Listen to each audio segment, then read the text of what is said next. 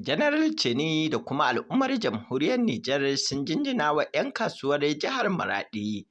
Su dai waɗannan 'yan kasuwa na jihar Maraɗi sun yi ƙoƙari da suka ba da nasu tallafi na sefa miliyan 200 a lokacin da ƙasar Nijar ke buƙatar haka. Kuma ya kamata kowane ɗan ƙasa ya ba da tasa gudunmawar koda da ƙwandala ɗaya ce. Wannan yanayi na ɗan lokaci ne kuma insha Allahu muna kyautata zaton zai wuce, kuma wannan tara kuɗin akwai babban saƙo da yake isarwa ga ƙasashen yamma da kuma 'yan koransu da suke son yaƙar Nijar kuma suka sanya mata takunkumi, wanda shine sillar shiga wannan yanayi da Nijar take ciki. Ƙasar Nijar tana da kuɗi, kawai an toshe su ne a banki. Don haka wannan zai nuna musu al'ummar Nijar suna tare da shugabanninsu kuma ba su goyon bayan duk wani abu da zai zo ya hargitsa musu ƙasa.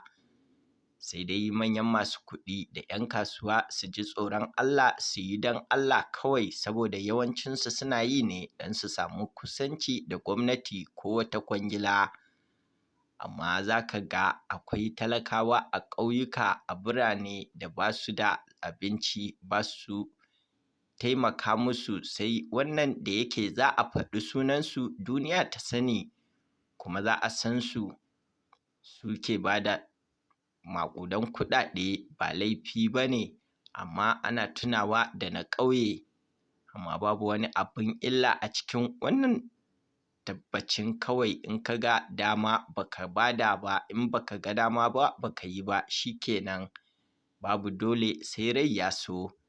Ga waɗanda suka yi wannan namijin taimako, suka ƙoƙarta, suka zare kuɗinsu, suka taimaka, Ubangiji Allah ya taimaka ya sanya albarka a kasuwancinsu. Ga waɗanda suke da niyya kuma ba su da hali, Ubangiji Allah ya hore musu, ya ba su ikon taimakawa ƙasarsu ko ba ta ba da kuɗi ba. Ubangiji Allah ka zaunar da ƙasashenmu lafiya, ka haɗa kawunanmu, ka ba mu shugabanni na gari. Amin summa amin.